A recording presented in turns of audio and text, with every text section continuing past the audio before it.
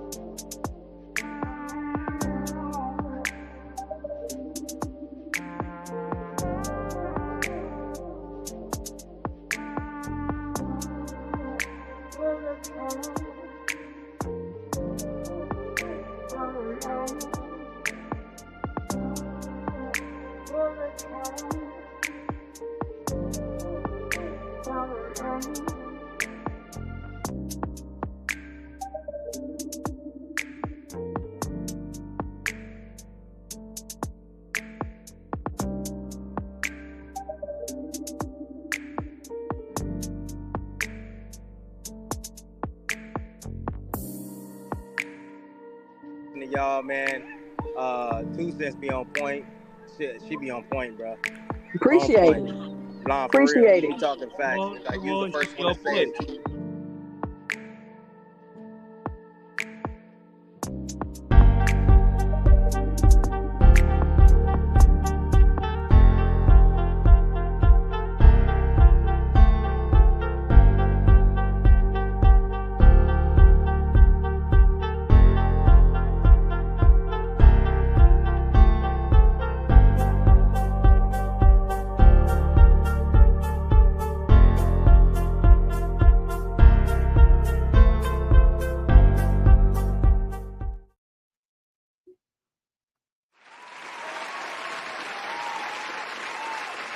Hi, welcome to the channel. I'm Jay, and this is our 2 cents, where we talk everything boxing, and everybody's entitled to their own opinion.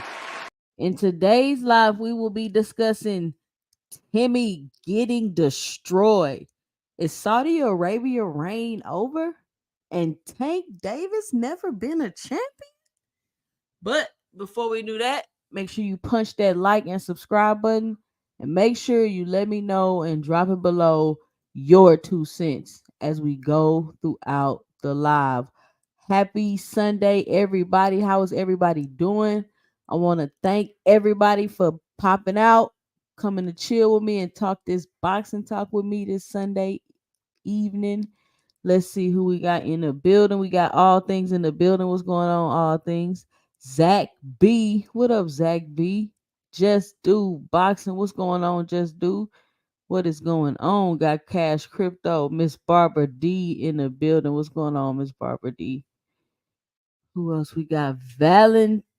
He say new sub. Appreciate that. Make sure y'all punch that like and subscribe button, and make sure you let me know and drop it below your 2 cents as I'm going throughout the video. But you can definitely always help support the channel by punching that like and subscribe button. And if you want to monetarily support the channel, you see the Cash App scrolling down the bottom of the screen. You can always hit me up on the Cash App to help support the channel. All donations that are given to the channel are used to one, help cover the expenses of the channel, and also to improve the audio video quality of the channel. So I appreciate everybody for any form of support that they decide to give to the channel. We got Baines Hayes in the building. What's going on? We got Mr. Gregory Quarterbomb in the building. What's going on, Mr. Quarterbomb? How is it going? Let's see who else we got. We got AM Sports Media in the building. Shout out to everybody that's joining. Let's see who else we got in the building. Andre Noble, what's going on? Supreme Cam, what up, Supreme Cam? Windy City Assassin, what up, Windy City? What's going on? Ak Busy, what up, Ak B? What up, Ak B? How y'all doing? How y'all doing? Cash Crypto say, I'm gonna start putting in bets on Big Supreme's pick. My boy been on point. Uh-oh. Shout out to Big Supreme. Say his 2 cents been on point. They been getting some bread. Come on, Big Supreme. What's good? We might have to start us a little, you know what I'm saying, exclusive channel or something. So, what y'all think about that fight card yesterday? What y'all think about that fight? Let me know and drop it below your 2 cents in the chat. Timmy got destroyed yesterday. I'm not sure what was going on with Tim Zoo, man. I'm not sure. Like, he was just overmatched, wasn't ready for the fight. Did the 10-pound rehydration affect him somehow? What was going on with Timmy? A lot of people say it was bad matchmaking. He shouldn't have been in the fight. Big Supreme in the building. What's going on, Big Supreme? Now, I heard a lot of people want to say Tim Zoo is a hype job. He a hype job and all that. I wouldn't say Tim Zoo is a hype job. But if you did pay attention to Tim Zoo's resume, he was fighting named fighters, but when was he fighting them? He fought Tony Harrison when? Tony Harrison, well out his prime, damn near about to retire. Father just died, short notice. You get what I'm saying? I'm not saying anything bad about Tim Zoo. I'm just saying that he's fought some name, yes. He's beat some people, yes. But we also have to pay a little attention to the time when he fought these people and at what points they were in their career. So he fought a young, well, not too young, but he fought somebody in the prime of their career. And it was a tough fight for him. And him coming off a tough fight, off a loss, he decided to step back in the ring. And I get these fighters want to be warriors and they will got something to prove, and I get it, and it's great for the fans, but they got to get a better balance with the I'm just gonna take tough fight after tough fight, and if I lose, I'm back in there with a champion. Like, it needs to be a balance with that because you want to have longevity in your career. You don't want to just lose one bad fight. I mean, we lose one fight in a manner, and then after that, is the rest of the fight is your career is downhill because you think you finna just bounce back and be where you were before that fight when you need to be taking the steps in order to recover to get back to where you were. I'm not saying you gotta fight bums or nothing like that, but just do what you need to do to get back to a decent position in your career where it's not just L after L after L after you take one L. Or is that just how boxing works? Let me see what y'all talking about in the comments. Let's see.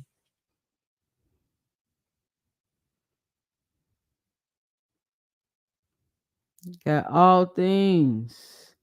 Jason Williams, do you block people for having different opinions? No, I don't block people for having different opinions. We actually welcome different opinions over here on this platform because everybody over here is entitled to their 2 cents. But we do hop on the panel and go back and forth and debate our opinions, but it's nothing too major. We love differences of opinion. Shell say Tim got obliterated. Jason Williams, Tim was a hype job. He been had flaws. Slap Happy Gorilla Daddy P in the building. What's going on, Slap Happy? Cash Crypto, I'ma speak on why I was so confident back in Murtialev. Yeah, we're gonna have to get you up here, Big Supreme, so we can get your breakdown and analysis of the fight. You got another one under your belt. Shout out to Big Supreme. PBC going to pay you, but you have to fight Godzilla. AB, absolutely. They're gonna pay you that bread. Teach in the building. What's going on, Teach?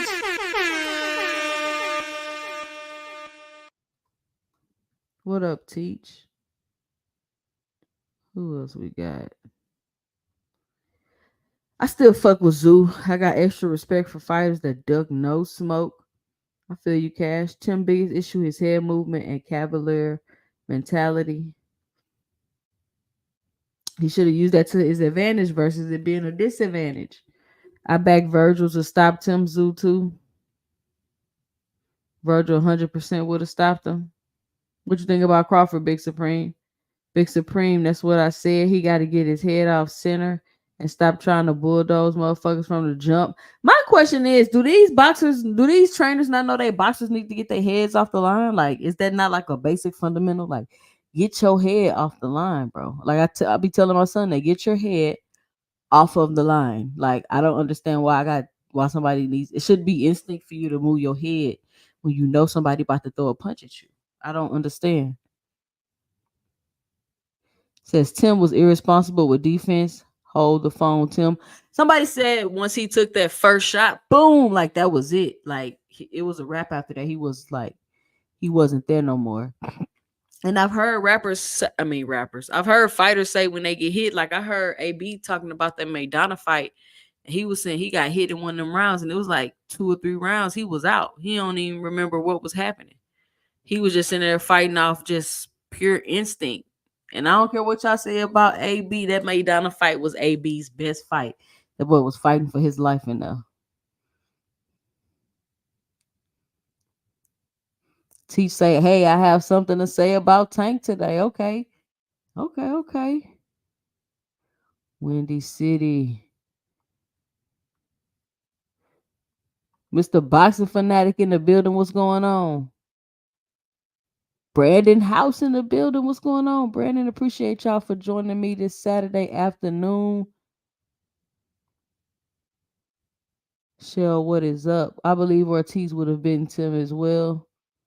Tim been moved pretty strategically throughout his career. We do got to point that out. He was a good fighter though. He was a good competitor at the 54 division. Sean said Earl hit him below the belt and he couldn't feel his legs for 3 rounds. Okay. Virgil is trash. Justice for Bohachuk. Tim was asking what just happened after the fight. Tells you everything. Yeah, you think he was concussed, Mr. Greg? That man was like, what happened? Like it probably seemed like a dream to him. Like he just like floating around, like out of body experience. That has to be so horrible. That has to be so horrible.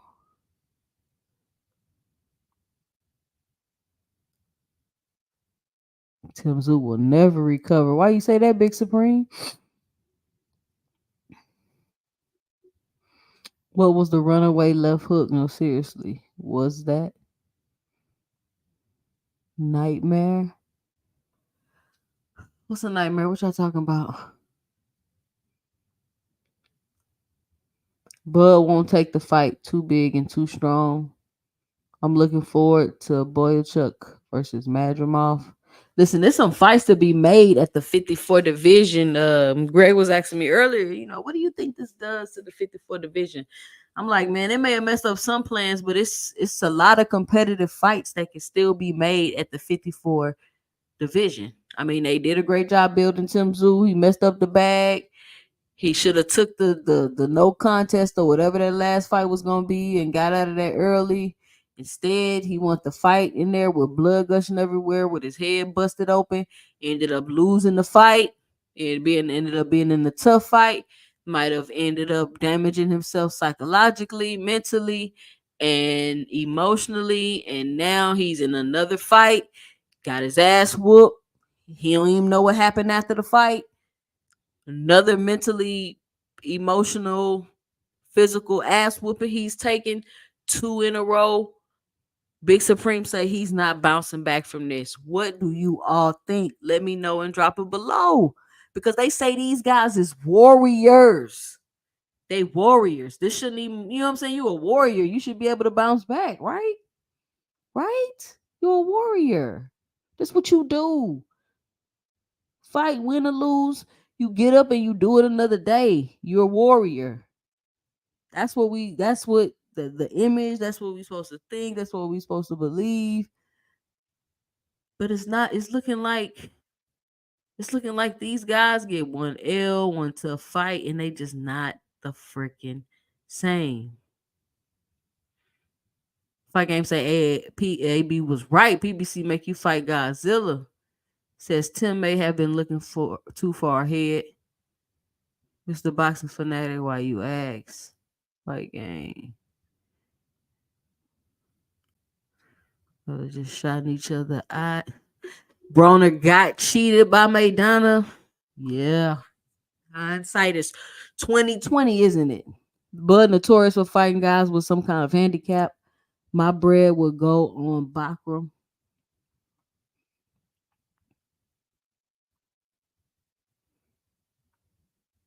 I think Tim can bounce back. Think he can bounce back, B-Dog? Says some guys are warriors, but very few actually are. Man, that's crazy. Lee Jackson in the building. What's going on, Lee Jackson? What up with you? Tim not bouncing back. Says, please keep that same energy after Bud whoops that ass. Whose ass is Bud? Who are you referring to, Jason William? No Limit is going to focus on Nikita Zoo, the little brother. Oh, okay, okay. Tim only bouncing back in Australia. I mean, it's not like Tim got a little name, you know. He could get a couple more decent fights in before it's just a rapper rap. You know what I'm saying?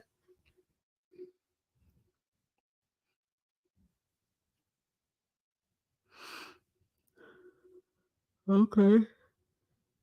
Let's see. Your troll game on there be funny as F. Okay, okay. Get up, Meek Mill voice. After the Joshua fight, he was more measured in his approach. Remember, he got dropped early in that fight as well. Yeah. Yep. People was already saying they think he chinny. They was saying they think he chinny. Says, yeah, the ref, the doctor, the commentary was all trying to help Tim, but they couldn't. Yeah, I be trying to kill Greg in 2 cents, but she ignores me. Says, I hope he went to get an MRI last night. Yeah, he took some shots, didn't he? Didn't he take some shots? I mean, I almost put some money on Tim Zoo. I'm not even gonna lie to y'all. So, y'all know I be placing a little wager on some of these fights just for fun. I know money I can't afford to lose, right? And I think it's crazy when people say that, like, bet money you can afford to lose. Like, honestly, I can't afford to lose no money. So, if I gotta put some money in and I can't afford to lose, then I ain't gonna never gamble, right? But I get what they trying to say. So, I was looking at the odds and I was like, I might throw a little money on Timmy. You know what I'm saying? But I decided I ain't gonna bet on this fight. Some just was telling me not to bet, and I did not bet on the fight. So Slap Happy Gorilla say yes. 54 is hot.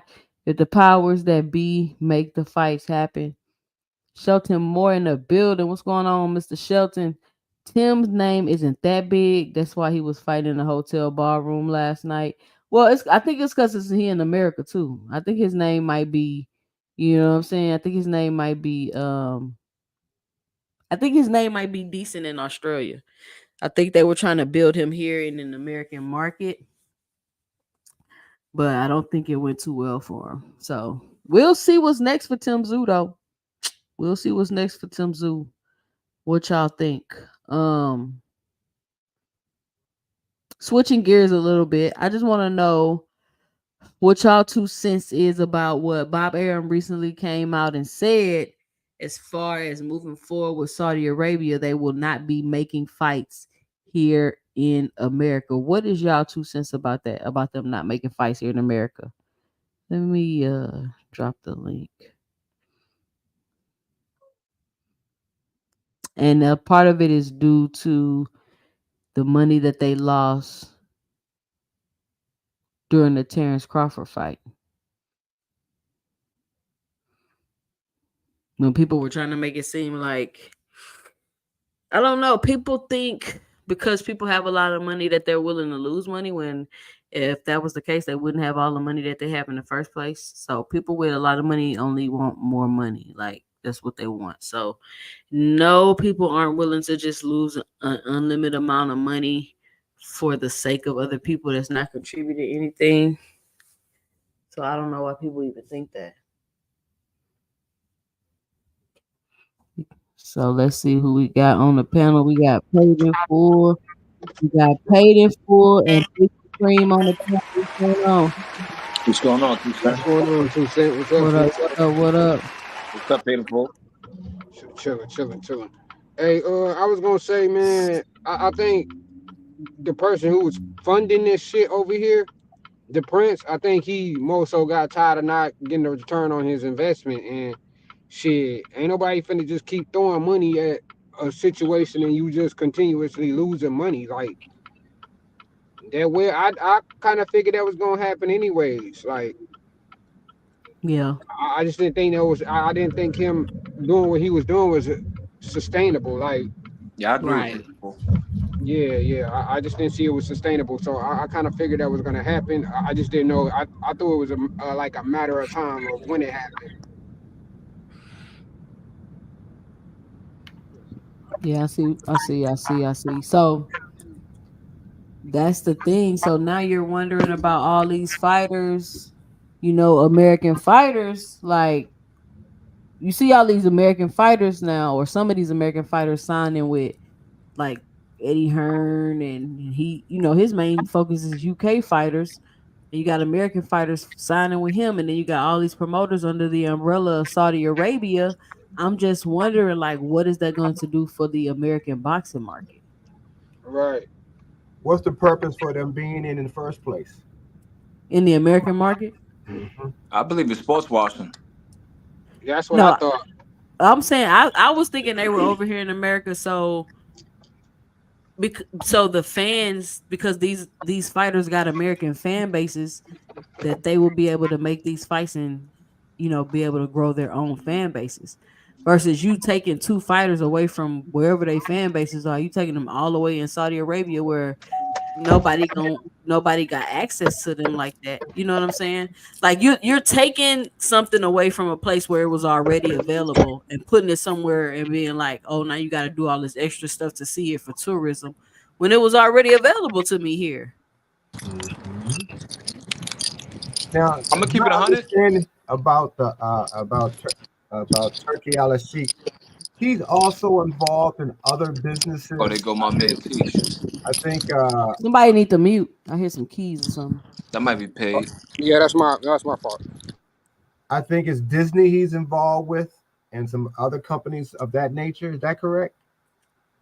I believe Allegedly. so. I've heard that. Because I'm thinking, I mean, this is just a long shot, but is he in boxing for the love of the sport to help it grow, or is boxing is really going to be a loss leader?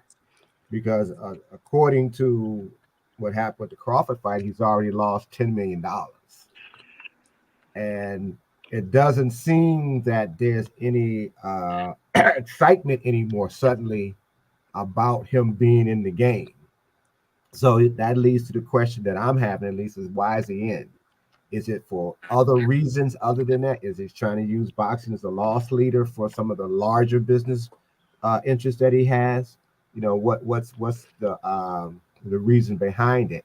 And then fighters, of course, probably were running over there initially for the lure of getting some money very quickly. I get it. Somebody's waving, 7, 8 figures at you just to come on over. And you've been sitting on the shelf here for maybe a year and a half, 2 years. So it's easy to go ahead and get lured to go and take some fights there and take some fights here. But it's too many people's in the game. All these little fiefdoms. So the bigger promoters aren't just going to bend over and say, okay, go ahead and take over. What's in it for us? And if it's Right. enough in it for them, of course, yeah, they go ahead and mess with you until the money doesn't dries up, or the way the terms or the conditions change. Well, let's just see now. I mean, we just seen something that nobody probably expected as far as the powers that be. I don't think they expected Tim to lose because he was being billed as a marquee fighter, a big name to ultimately make money on an international level. And here's somebody who's been paid step aside money multiple times, literally destroys any hope of Tim Tszyu anytime soon being established. I'm not gonna lie. I think they thought Tim Tszyu was gonna lose. Well, they certainly, if they if they thought he was going to lose, they were 100% right. So then you got to ask, well, then what was the business reason behind him being put in there in the first place? It's always the stuff that we are kind of getting some glimpse of. We don't see the whole picture, but we know it's something more than just the two fighters. And that's what it's becoming a little more disturbing about now that you got Turkey Al Sheikh involved and you got the other promoters, or most of them, kind of sort of cooperating for a while. What's going on back here other than money? Is there some other things that they're planning that we don't know about? I mean, you just look at how the landscape keeps changing, not just with the fighters themselves losing unexpectedly and losing big, but also all of fighting slowly going over to streaming. Now, this free fight was great, but you still had to be a part of Amazon. Right. So I guess you gotta look behind the words, behind the actions. If we getting great fights, and we saw a great fight for free, a great fight card last night to me, and we saw it semi for free. You still paying Amazon, but the fact that they're doing these kind of things, you just gotta ask these kind of questions nowadays. I love the fight. I mean, I enjoyed the fight. I hope everybody else did as well. I hope we see more of it, and I hope we see them much sooner. The fight that Chris Colbert was on, I mean, I know that was an app, I believe. But that's Pro Box. Yeah. Again, when you can see some fights and it doesn't hurt your pockets and it's easy to get, and maybe the fight is entertaining, and then sometimes I was disappointed to see how bad Chris Colbert was looking as far as I was concerned psychologically. But that's the fight game too. So you just got to look at all of those other aspects. I like just to be able to just talk about the fighters, but we can't do that anymore because what's happening behind the scenes it's deeper than that. It's deeper than that. Yeah. Let's see. Let's go, Mr. Shelton Moore. Thank you for joining the panel. What's your 2 cents? What you got for the show?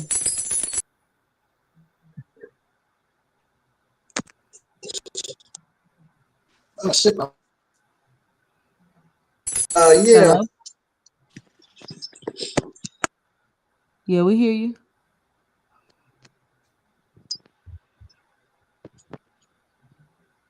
You there? Yeah, Tim. I picked the other guy. When they announced the fight, because Tim has never really, in my view, been special. He's been pretty good. He has a good. He's very good at what he does, but he has no backup. He has nothing to go to. He's very one. He's one-dimensional. He's a good little fighter. You know what I'm saying? But Tim was, like you said earlier, they put him in there with some guys. But when did they put him in there with those guys? Right, People right. got to look at that. He fought some guys, but when did he fight them? You know what I'm saying? I wasn't shocked. It's just that you're going to start to see this when guys start stepping up in competition and stepping away from fighting guys that you've already sparred or fighting guys that you've studied, and you got to fight a guy who's unknown. See, people didn't understand that this guy was like 153-11 as an amateur.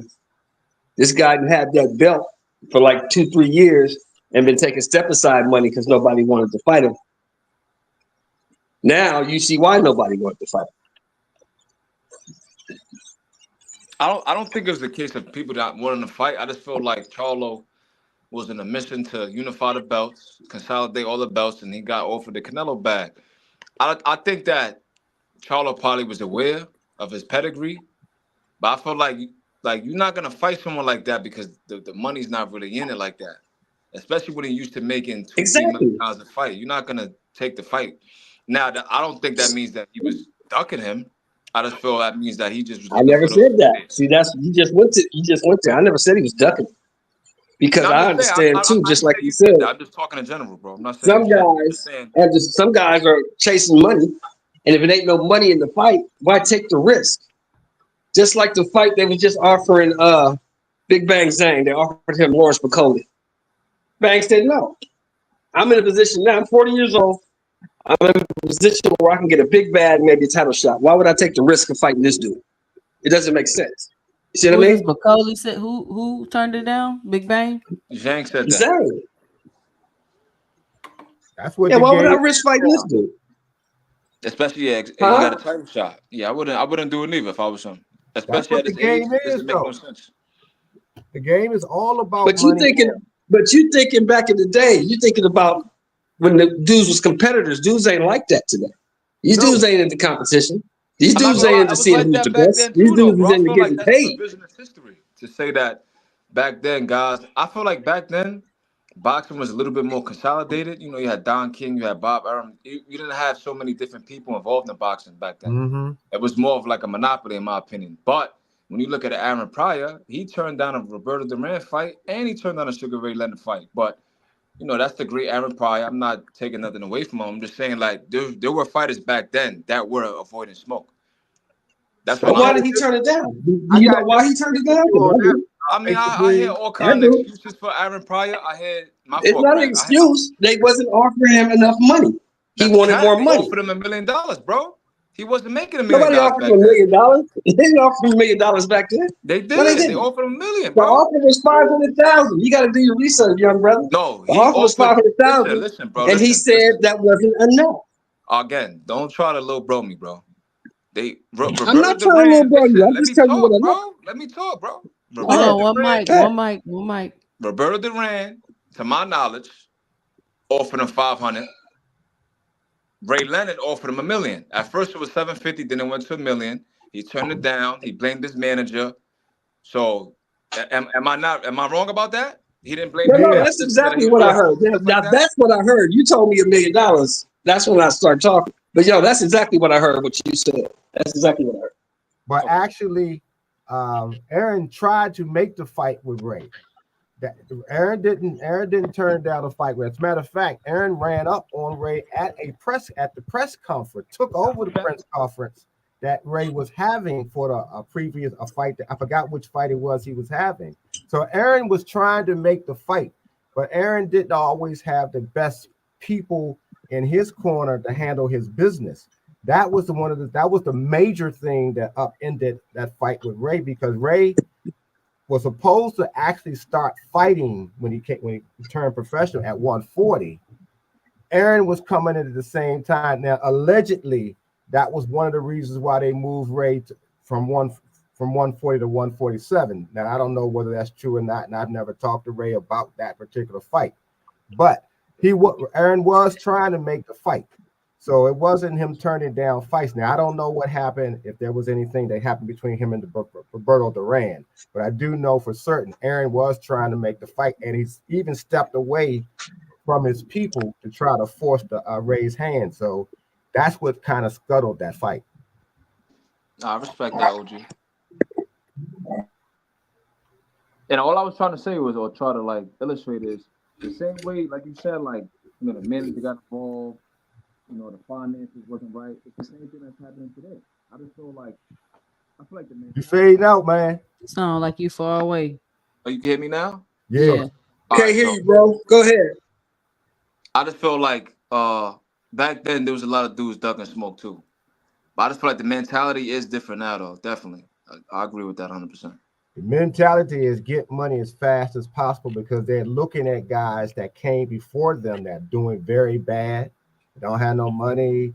They gotta, take a job here, or they're stepping stone fighters still at some point, or they've been hurt so bad that they need help just to move around. So a lot of the younger guys now, especially when they looked at how what Mayweather did, they're looking at, yeah, this makes sense. If I can take 5 easy fights and get set up for a big money fight that maybe I don't deserve, but get it, they're going to try to do that. They're going to try to hold out if they got the spotlight on them and all the shine, and say, no, well, I'm the A side, this, that, and the other. I need the lion's share of the money right now. So a lot of them are trying to put, and their business people are doing it too, trying to position them where they'll get big bags right away. And that's how you end up having a lot of fights where a lot of money has been spent that turn out to be a bust because you paid whoever you had to pay to make this fight happen more than what they were going to generate. And I think that's why, for instance, we've been hearing it. They've been criticizing Terrence for what happened with him fighting Madrimov. There's so alleged to be a $10 million loss. Well, that's being placed on his head. Whether it's true or not, it's still placed on his head. But Terrence still got his money, so to speak. So a lot of other guys are thinking along those same lines. Let me just get the bag. I'll take the criticism, but let me get the bag. And sometimes the terms that come, I think I talked about this earlier today, the terms come back. The terms are messed up. The amount of money you got to pay out is messed up. So you have all those issues, just like we're talking about again. Those same issues are much bigger now because everybody want to get paid yesterday and don't want to See, work their way up to it. teach. What's your 2 cents? What you got for the show? Going on too, so What up? good kind of What's happening, Teach? good. So you're gonna have to keep me up to speed with the whole Riyadh season thing. I'm not sure what's going on there. I know it's in your title, and then with the Tim Zoo fight, my thoughts on it is Tim Zoo. Tim Zoo has been pretty much acting the same way that he usually does, so I don't think he was overlooking the background. Um, I thought I think this was the first time that he may have been fighting under the IBF. And initially, I thought that this may be a problem for him, but during his interview and pretty much after the fight, he pretty much said he had a good training camp, and You going in and out, teach. You got to speak directly into the mic. yeah, I'm close to the mic. I'm not sure what's happening. Am I clear now? Yeah, that's better. Yeah. So I thought the IBF rules may have affected him at first, but Tim Zoo pretty much cleared that up, saying that he had a good training camp and said he was feeling good, so that wasn't an issue. In the fight, um, the Tim Zoo usually approaches the fight the way he always does, from forward pressure. Unfortunately, this was a bad style matchup for Tim Zoo. The guy was clearly stronger, had faster hands. He was beating Tim Zoo to the punch. Me watching the fight, I'm thinking, okay, this is not working, Tim Zoo. Why don't you just change the approach? And then I just had to double back and think, this is the way Tim Zoo always fights, that come forward, pressure. never really had any um you know any of the game plans besides that.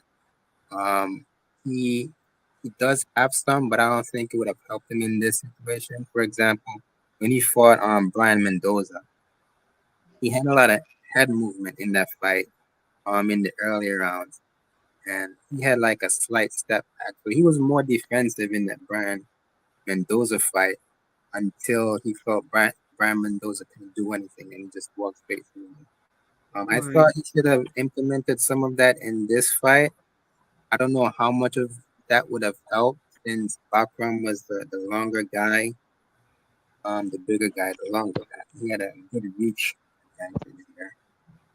But at least he could have tried doing some of that. What I would like Tim Zoo to do moving forward is if his corner or whoever trains him could like implement or add a new strategy to his game plan. Not completely change him, but just say, hey, if it doesn't work, you have to try something else. You got to be on your feet. You got to move around, right? So he needs to go back and work on that. When you get, I'm sorry, go ahead. I'm sorry. And then I don't think it seems like in Tim Zoo's interview he had more fights moving forward. I don't know if this fight ruins the possibilities of some of the future fights that he has, but he looked like he had a plan moving forward. So hopefully he could just bounce He back. did the same thing with Fedora. I think mean, he gonna keep fighting, y'all. I he's mean, gonna keep fighting, but I don't think he's ever been hit that hard, that many times. Yeah, so he No. needs to implement something like when you face a strong guy, you can't just stand right in front of him, right? When you get hit that hard, you can't think, and it's apparently that the corner couldn't think either, because they must have been feeling the same shots. Because I didn't hear them tell him stay away, box, keep some distance, clear your head. I didn't hear any of those anything. They relied to me too much, and Tim did too much on his inner toughness. There's always somebody tougher than you, stronger than you, can hit harder than you. And I think he met all of that last night. But he did try to get up and win by still coming forward. But your plan is now wrong. You're trying to come forward with somebody who's killing you with shots and putting you hard down on the ground. And there was no thought, no intelligence now.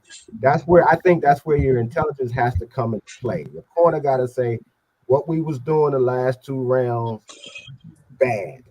Let's get your head clear first. But I didn't hear them say that, and I didn't hear Tim operate like that.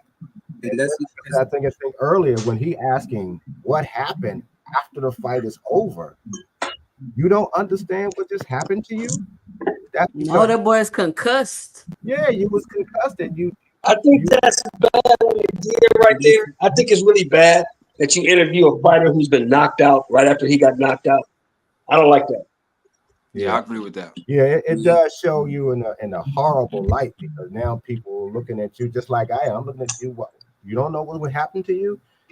They should have taken him. He just should have said they should have just gave him something to say like, "Better man, one, get him out of there, get him to the hospital, get him under the get an MRI, and then follow up in a couple of days because you have to. I mean, the way he was being hit, this wasn't balance shots. These were head shots. right. So in his post But to fight, your point, I don't know why he to stayed your for the point, post fight. the, And I the thing is, he'd never been in that situation before, and neither had his corner. They were shocked. They never dealt with that before. Didn't know how to deal with it. Tim only fights one way. He doesn't have a backup. So if that doesn't work, he didn't know what to do, and obviously they didn't know what They to could do. have said, "Put your hand up, move your head, Yeah. anything." I mean, like that's why I said everybody must have been feeling the punches in his Yeah, corner. but what I'm saying is, you got to remember, just because they in your corner, at your corner people, doesn't mean they know what they're doing. Yeah, they don't know what they're Saw doing. so that. do you so do We you definitely saw do you that. take the boxer, right? Is it the boxer's priority to say, hey, it's an IQ thing. right? Do you blame the corner or do you blame the boxer? Both. That's a team. You still It's a even though team. They're a team. It's team, both. yeah. They supposed to be able to watch and see what you can't see Right. when you're in the ring, when you're fighting. You don't sometimes see everything. They're not getting hit, so they can see what's going on, and they should be able to convey that. Do this, do that, do that. You don't got to give them a whole lot, but you got to realize what it is that you're doing wrong. That you still getting those left hooks to the point where you really getting finding yourself on the canvas. So that's also the point. It's your brain trust.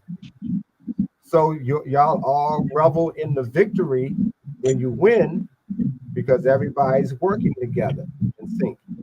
But when he was getting beat out there, his corners was worthless to me. I ain't gonna lie. To stay and It's to messed stay up, but I definitely laughed at the post interview Mm. because he was like, what did he say? He said, I don't know what happened. But I said, damn. It's sad, but you do sometimes. I laugh He too. said, I I don't ain't know gonna what lie. happened. I I, said, I, I kind of damn. chuckle too. do you I It think definitely was chuckled a sad at little the bit for same sure. time. at the point in this at the point where Tim is now, can he change something? Can he implement a new game plan? Do you think he could change style? Not change styles, but add something to his arsenal. I think it's Head possible. I movement. thought that's what Barrera did. If you remember, Barrera was a come forward action fighter. Yo, what's the dude that knocked out Barrera and they counted as a DQ for the OGs? The black dude. Uh, it was. I know you're talking about too. He And then got like his lost corner two jumped of in the ring and they counted as a DQ instead of a knockout. them. I can't remember the fight though, but I know what you're talking about. What about Shelton? You remember that? You remember that fight, Shelton? Shelton? It's my bad. You talking about Marco Antonio Barrera? Yeah, when Yeah, he got knocked out by the black dude. But they ruled it a That was DQ. Kevin Kelly, wasn't It it? might Wasn't have been that Kevin Kevin Kelly. Kelly? It might have It been. was Kevin Kelly. see, I can't remember him fighting Kevin, but it could have been. But I remember the fight. But what I was saying about Barrera changed his style after being that type of fighter like Tim was trying to be, and he got knocked out by Kennedy McKinney and somebody else. I can't think of their name either. But once that happened to Barrera, he changed. So it is possible because you saw the change, and the change was wonderful when he fought Prince Nassim. You saw that Yeah. Barrera changed up altogether. So it can happen if you have the talent first of all, It and was you got Junior the brain Jones. trip. Huh? It was Junior Jones. Junior Jones, yes. Mr. Junior Shelton, I think Jones. you need to turn your volume down. It's like an echo. All right, that's better. So yeah, it could happen, but will they do it? Because to me, they seem to have always relied on the fact that he's a tough guy. He comes forward. He got a little power, and the fans love that. But you still have to have more intelligence. You still got to have more than one plan, and you got to have more in your toolbox than just those couple of things. That'll get you fights, and that'll get people watching you. But something like this that happened to him last night, my opinion, they should keep him out of the ring for at least 18 months.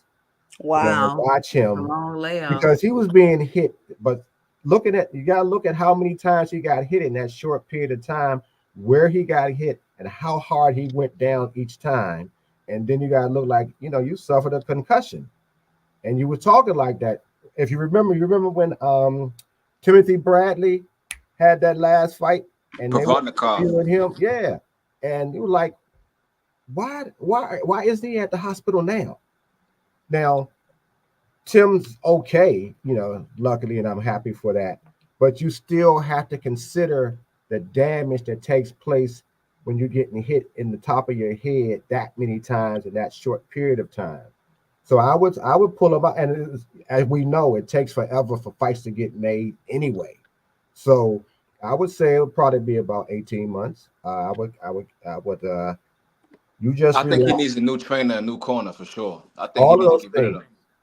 That's Just all. do something, but just preserve him. Don't let him go right back into a tough fight like that again. And And another thing too, what I seen, mhm. going through Bakram's Instagram, He fought Jack Koke in April in Germany. And in the fight, he looked at like I said on AM, he looked at sluggish, he looked at lethargic, his Hmm. punches wasn't as crisp. And I found out that he was fasting, like you said. And another thing I found out, he was sparring Terrell Goucher. Terrell Goucher dropped Tim Zune like in the first round, I believe, in that fight.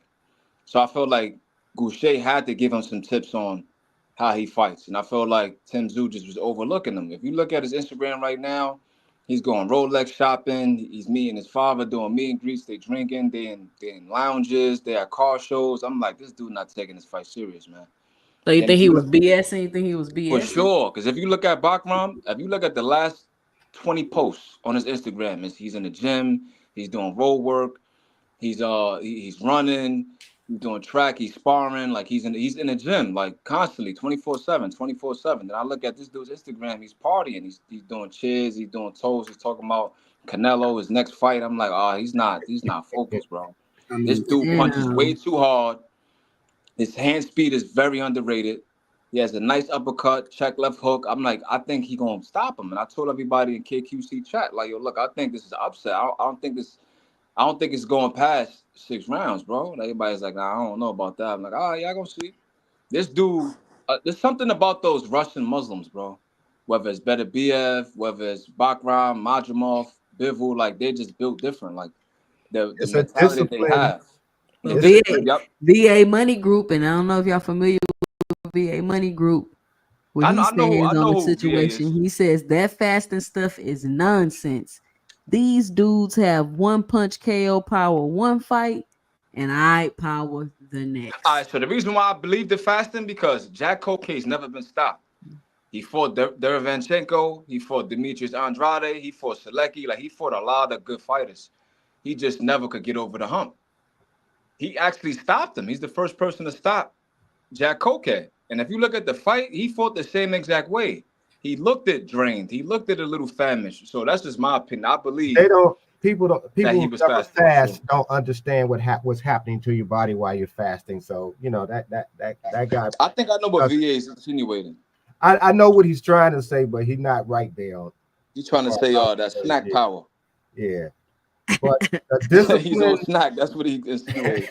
the discipline that you have to have, that a lot of guys, and I still say the Eastern Bloc countries uh, have, is so much more sterner and intense than even the American fighters have. Um, and some of the training methods, particularly in the beginning, are somewhat barbaric, but it stays with you. Then, of course, the country and the culture that you're coming from as well demands a lot from you in terms of how you conduct yourself, particularly if you're serious. So the way I saw how he conducted himself in the ring and after the fight said so much to me about his discipline as a fighter.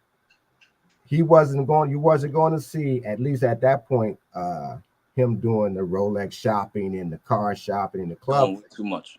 He wants you to see that this man is training and preparing to be a champion. He wants that image to be out there.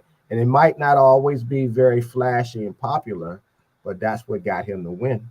That attitude, that intent, that mentality.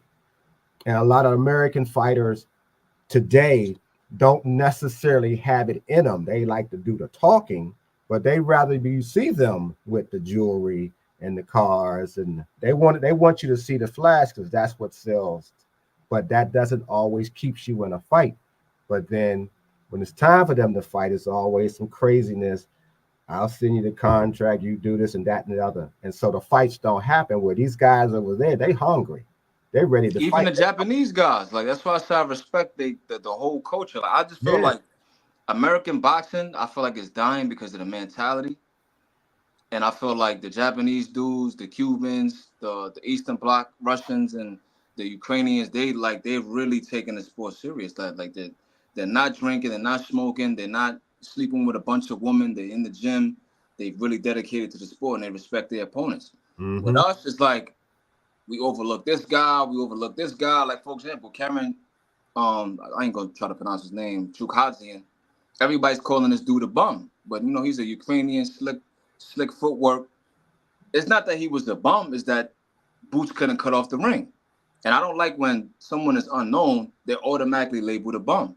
That's a very, very bad thing to do. This how Tim Zoo got caught by surprise. He's like, he looked at the Jack Koke fight. Oh, he's not all that. I ain't got to worry about him. He going to get stopped within the first 6 rounds. And that's how he fought. But once he felt the dude's power and his strength, you could see in Tim Zoo's face, like, damn. Yeah. He was like, damn. Shout out to Like, Boxing Source in the building, Mark Q in the building, Jonathan Simon in the building. Who that else was is funny. there? I mean, to see you saw Tenzu's face a couple of times, and his Yo, eyes like, bro. what did Yo, they then do to the me? interview, I ain't gonna lie. My daughter was mad because I was laughing in the middle of the night. She like, yo, I'm trying to sleep. Because I'm like, when he said in the interview, he said, how do you feel about the fight? What was your game plan? He said, what just happened? I said, damn. He said, what just happened? I said, damn, that's crazy. That tells you all you need to know about what was happening to him in that ring. He had no idea how over his head he was with that guy. That first punch told everything. So that's a knock on his team? Yep. Definitely, 100%. You got to get rid of them. They got to go because they did it. They did it with Fundora. Why would you let him fight with a big gash on his forehead? I mean, that's Why? he wanted to go out on his shield. Nah, man. You gotta. You could. He could have said, "Look, we're gonna rule this in no contest. We're gonna go back to the Yep. drawing board." He still would have been champion. I just felt like his team. They not a good team. I don't think. They But wanted to what hurry do you up think and get that him was his back on, get him a belt. It was a rush to get him back on. Once the fight was made, they saw this is not going to go well, but they kind of found themselves stuck too. So, and to me, after the third knockdown, that should have been okay. Okay, let's bring this to a close, because now all you're doing is having your man getting beat up even worse because he's already suffering with I consider concussive blows at least, and then he gets 2 more and about to get a 6th one had they not thrown in the towel. So yeah, that was his team's fault, and you need to prepare. Again, we just said, as we're talking about the fight finally, you need to prepare your guy for the unexpected. You need to prepare him for a huge challenge with more than one plan, because somebody's going to be able to hit you.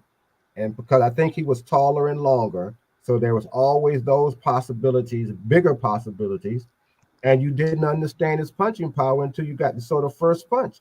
That should have right away. Okay, let's kind of make some adjustments. That just lets you know that they didn't study their opponent very well Nope, at all. nope, they did not. They didn't They didn't study respect their him. opponent very well Yeah, at all. you Hey, the see, fool, what you think? What you got? No, I was saying, yeah, it just looked like he down there. Every punch he caught Tim with, he just seemed like he was buzzed by it. I don't think he recovered from the first time.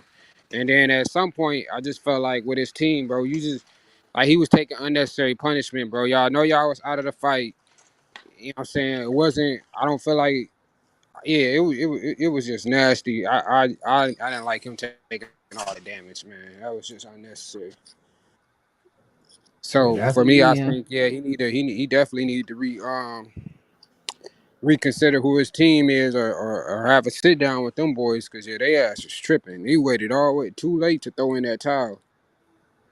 and then the towel came in even late when they threw it in. I thought that boy. Yeah. I thought he was They on. had already stopped it. His background was. Is he was Snap? Cause that was the Nah, first thing that was like the first. I'm like, damn, boy, this nigga juicing. Cause it's like, I ain't gonna bro, lie. I He ain't never Russian. You seen know what they Tim say look like about that. Russians, man? I just never saw Tim look like that or react like that to punches, and it was just like, man, damn, like shit. My problem is just discipline. I thought they should have stopped the fight when the doctor came in to evaluate him. So I don't know Yeah, why they continued the fight after that. Wasn't that after the third knockdown the doctor came in? Yeah. yeah. Yeah, that's when I said, okay, if the doctor got to come in, They and should have I'm stopped. looking at Tim, and nobody's still stopping the fight. This is where I think sometimes business gets messed up too, because they were thinking, well, if he quits, we don't get a shot at the title. We don't get a chance to get this title. So I think that came into play. And it's what should have happened is we can come back later on because we might mess around and get him permanently hurt. But I Right, think they were so focused on, I think we still might be to get the title because Tim is tough without realizing this guy's tougher than Tim. You already right, know it 3 times. right. Yeah, But he did Tim real bad. I'm not gonna lie. He gave him a real one-sided ass whooping. And this is why I Yeah, was getting, this is why I was telling you a big supreme in the chat the other day. Like I understand that you guys like aggressive fighter, but at some point in the fight when you know somebody's stronger than you gotta move. You can't just stand there and let them beat on you, right? And I said that in the case with Vivol and Beterbiev. Right? Vivol did what he had to do in the end of the last few rounds to try and get knocked out, and he did what he had to do. So you're not just gonna stand in front of a guy so he can knock you out. did you saw the Bvolve and Better Be a fight, right? Yeah, Yeah. What I was seeing, and I know we're not really talking about the fight, but it comes to what comes to point mine is Better Vita is a much harder puncher than Bivol. We saw Bivol have more power than we have seen, but it still wasn't on a par with Better Vita. And even though a lot of those punches that were thrown, Bivol caught him on his gloves, but the impact from the punches was still shaking him, moving him. Yep. Knocking It them was across the still room. hurting him. And so when they got to the last three rounds, I want to say, particularly the last two, all of that punishment that he still took, even though he blocked the shots, took his toll on him. He didn't have the energy really to go all out 10, 11, and 12 because he had been already beaten up without. We didn't. I think a lot of times people don't realize when a punch is blocked, how it can still hurt you.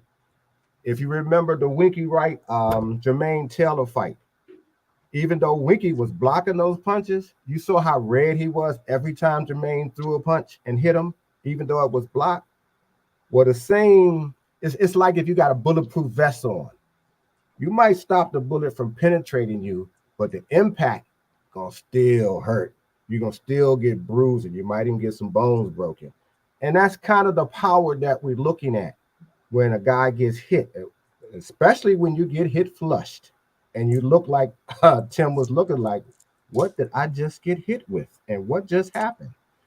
So those are kind of things you got to look at when you're looking at fights, not just how well the defense is, because you can have three ways to defend yourself with your feet, blocking, and moving your darn head. And apparently Tim didn't know to move his head either. he So was, we he got to was, just, he when was you watch doing, that, you got to look at all that kind of stuff. yeah, he was doing that so well in the Brahman Mendoza fight. He had good head movement. Yeah, I just don't know what. Yeah, he got hit, I guess, and everything just went up. But Yeah, he wasn't there no more. He was like out of it. Yeah, that was when you if you watch the fight a second time, you really will feel sort of sorry for Tim because I did watch it a second time and I just felt sorry for him. Like, what is this corner? You get mad at the corner at that point. But look, see, this is what I was telling Two Cents last week, right? With Mm-hmm. Devin Haney and stuff like that, Ryan. You notice the outpouring support for Tim Tszyu? You notice that there's no memes, there's no jokes. Mm-hmm. Everybody's taking it serious like somebody died. People getting on Twitter, they blaming PBC and the matchmaking, they blaming the promoter. There's nobody saying that this dude couldn't avoid a left hook. His defense is leaky. There's no memes. There's no jokes. That's what I mean by the double standards. Now people are gonna say, "Well, I like Tim Tszyu because he invited the smoke." I agree with that 100%. But Devin Haney did the same thing. Your man Tim Tszyu had a whole shirt with a hit list. He like, look, I'm coming for Spence. I'm coming for Crawford. I'm coming for Canelo. These guys are scared of me. I'm the soul taker. He was talking his shit too. Yeah. So it's like, what happened? What happened to the memes? The only person I've seen that keep it consistent is my man Marquis. Marquis got Tim Tszyu on the floor as his profile picture, you know? Yeah. So he's keeping the same energy at least, you know what I mean? But for the vast majority of the people, they're acting like somebody died in the ring. I've watched numerous interviews this morning. and everybody's acting like this dude. He's such a great fighter. I don't know why he fought like that. He was panicking. Is it the team? Is it the corner? Was it nervousness because his father came to his fight? Nobody is criticizing his game plan. Nobody's saying, "Look, bro, you're not tougher than everybody that Mm-hmm. much." Well, what was he doing before the fight? Was he calling him a C plus fighter? Yeah, Was he was he saying that. He said he ducked him in the press conference. The press conference they had, he said that they already ducked the smoke. They didn't want to fight me. That's what he was saying. He said, I already know what's gonna happen. Basically, like I'm gonna. He's not. The thing is this, right? Bill Haney. Of course, Bill Haney does a whole lot. He does a whole lot. He disrespects and degrades fighters. That's not what I'm talking about. What I'm saying is, whenever another fighter does the same exact thing, there's always like this weird double standard. Tyson Fury and his father's getting the fights with fans, beating people up, getting drunk. headbutting people? That's what I'm saying, and I don't see no smoke for that. Tim Tszyu can't block a left hook. Weak game plan. And when everybody criticizes Haney, they always say he should have boxed Ryan and stuck to the game plan. Why Tim Tszyu didn't do the same thing? Why are you gonna walk to a dude that's first of all That was my question. he got a 75-inch arm reach. He's 6'1". He's a big, strong dude, and he has fast hands. You gonna walk this dude down? You didn't even have a high guard. You didn't try to slip nothing. You ain't try to set no traps. You didn't use no lateral movement. You just went straight towards this dude. I don't know It was what weird, right? When he Yeah, got because hit, he didn't respect him. all intelligence went out the ring. Period. There was no intelligence to how he was about this after he got hit that first time. And you can't really, in my opinion, be this tough badass in the ring if you really, really cannot sustain yourself when you're getting hit and stay clear minded. Every time I've seen two guys who are supposed to be tough guys, so to speak, and like I'm gonna go back to Julian Jackson and Terry Norris. Oh, he did So Terry what bad. happened to that? You saw what happened to He Terry. did Terry bad, Mm. real bad. And that's what it is. You can't be all of that if you don't got the chin. If you don't have to, if you're not really built solidly where you can sustain punches, but you got the attitude and you got the punching power and some skill, but you got to have a whole package if you're going to go in and you're going to talk about, I'm taking your soul, you know, I'm cleaning up the division, et cetera, et cetera. It's great talk. Did y'all watch Somebody the whole gonna make fight you card? prove It's it. all marketing. It's all marketing. Yeah, somebody gonna make you prove it though. Did y'all watch the whole What else you fight liked card? on the fight card, Supreme? What else you like? What other fights you All liked right, on? so I wanted to bring up a point, right? If you look at Yoannis Tellez, that fight he had with Johan Gonzalez, Mm-hmm. Johan Gonzalez had 35 fights, 34 knockouts. He got like a 95% knockout ratio, big, strong Venezuelan. If you look at that fight, I feel like Tim Tszyu game plan should have looked something like that. Like he moved around the ring, he didn't engage with him too much.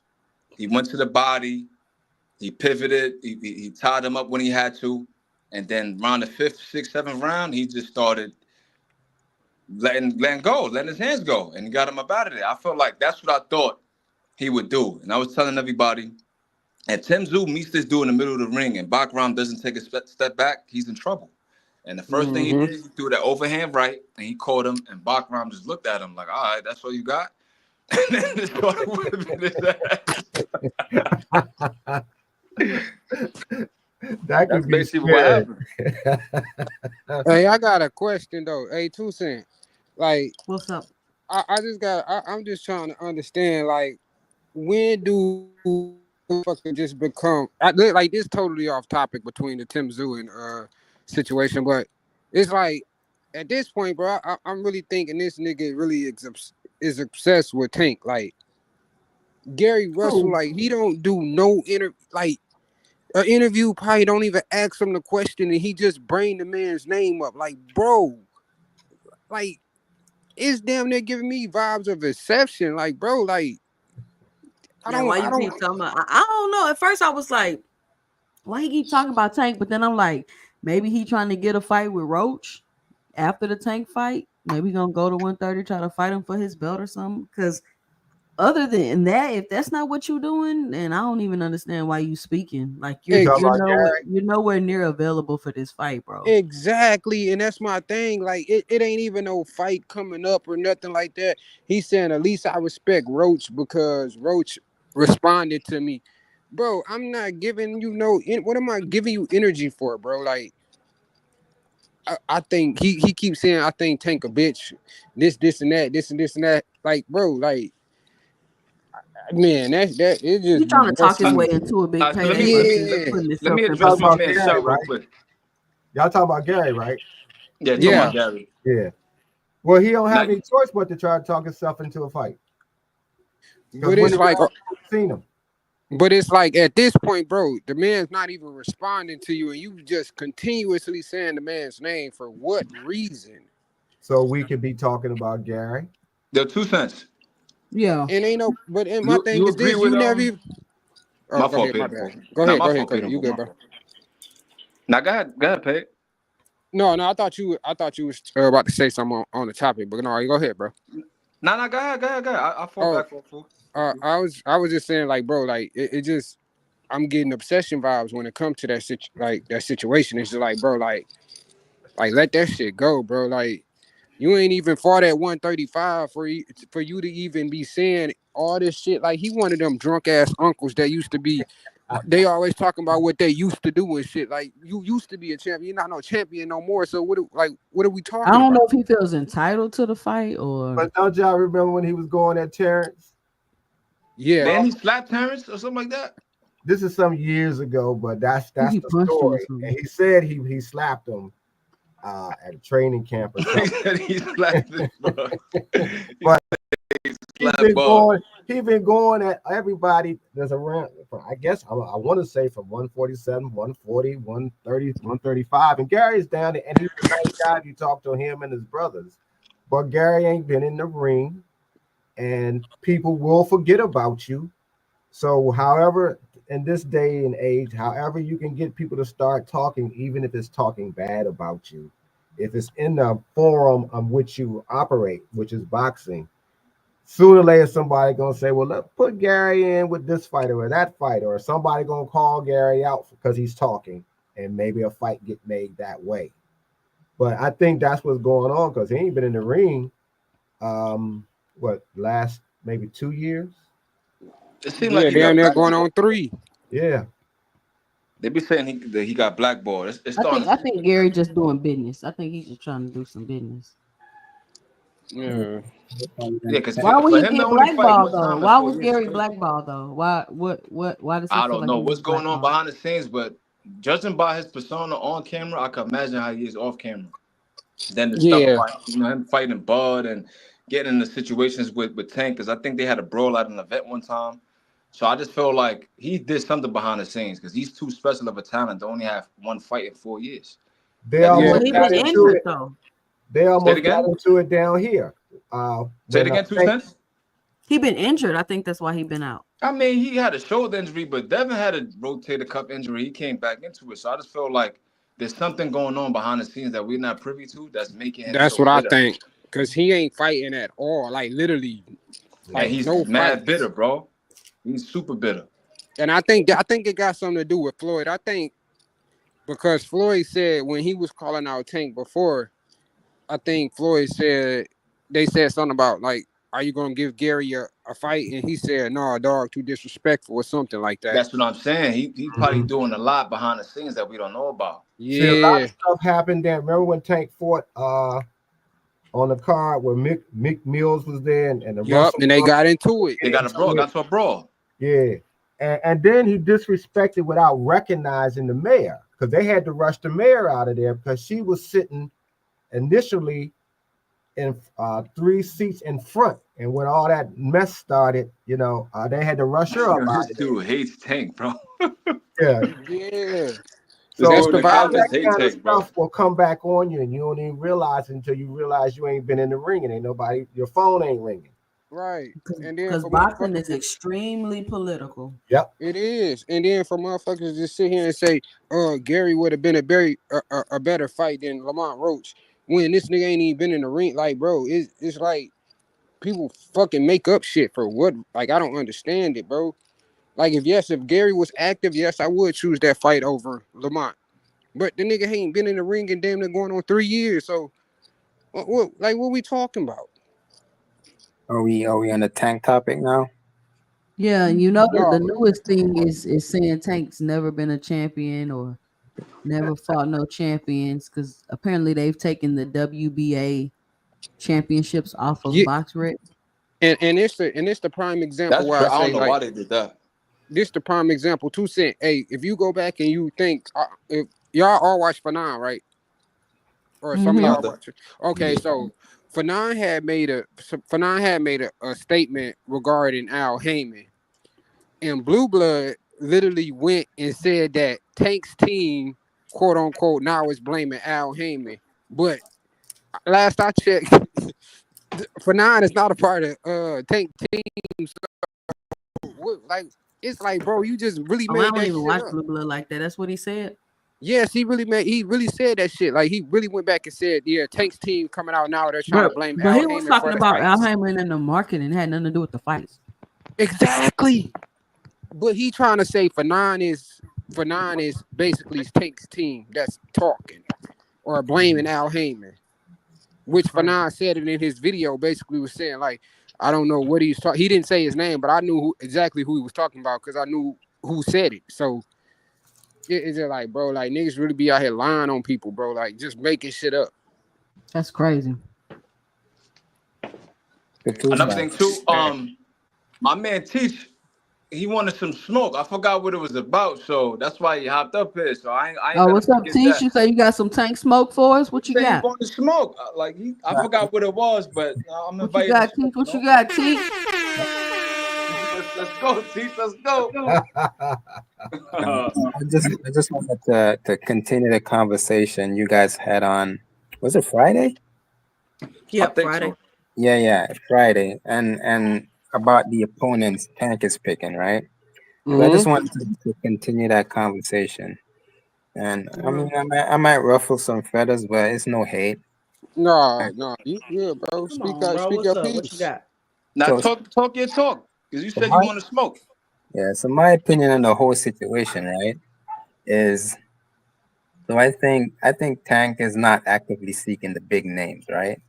I Mm-hmm. think that his management is moving him in a way which prioritize like business over the big fight, Right. and that's my opinion, right? Um, you So could is talk about Lomachenko not a big name? yeah, but that remember, if you bring up that point, I could say, hey, he should have fought Lomachenko when he was in his prime, But right? that you can't. But you can't say that because only one time that it's only been a offer on the table was in 2024. That's the only time an offer was ever sent from either side. In my opinion, if they worked towards making that fight earlier, they could have. And Right, but we could have said the promoters was blocking that fight though, because Bob yeah, was saying one thing and Floyd was saying one thing. and that's what I'm getting to, right? So Gotcha. I don't think Tank is I don't think Tank is afraid to fight these fighters. My thing is what his management is doing. His management is avoiding those fights, right? So it's on their end. It's like it's all business, and this was pretty much to prioritize his marketability over legacy, you could say, right? So when you think of the way Tank's career is going, right, facing opponents, right? Um, he moved up to face Barrios, he faced Rolly Romero, and those people were unproven compared to the people that were in the lightweight division, right? To the Devins, to the Teal, to the Lomas, right? So you can see his management was pretty much picking safer fights for him, right? And then you talk about his fight profile. He missed fights with Devin Haney. He missed fights with Teofimo Lopez. He missed fight with Vasily All Lomachenko. right, so see, not to Those cut you fights- off. I just want to say one thing. I'm gonna let you go. Right? You notice that all of the people that Tank is allegedly ducking is all on Top Rank, right? I was just about to bring that up. Yeah, Soon as he finished. You notice that? Soon as he yeah, finished. I definitely do. Like these guys are in different promotional That's companies. always the story, though. Teach. Yeah, but at the same time, you can still work towards making cross promotional fights, right? And I don't think his management has pretty much moved forward in trying to make those fights. But But I've shown you Bob Arum out of his own mouth but saying he's not really willing or caring to make those fights. He's going to keep the money in house. Also saying those fights are really hard to make because of the contract, the promotional contract. There was Showtime and we with ESPN, which is why Loma was never available to make the fight because he had an 8-year exclusive deal with ESPN. I I keep see. bringing this point up and telling people this, but they want to. They think they can loop around it to keep trying to shit on Tank Davis when you cannot do that. Every fighter people mention they want him to fight is over at Top Rank, in which Bob is not going to be willing to make those Exactly. fights unless he has a fighter on the way out the door and it's time to cash him out, or it's a huge, I'm talking about big money type of fight Mm-hmm. where it's worth it him giving up the belt and letting the fighter come across the street and pay whatever fees that they got to pay to whatever networks and all this other stuff that they got I going see. on See, in order listen, to but make these fights. yeah, I wanted to say one thing, right? I want to address NHA too, right? I feel like tanking them. The reason why they said F the belts is because they understood that Top Rank was never going to give them a chance at those belts. The WBO, the IBF, and the WBC was all consolidated by Top Rank.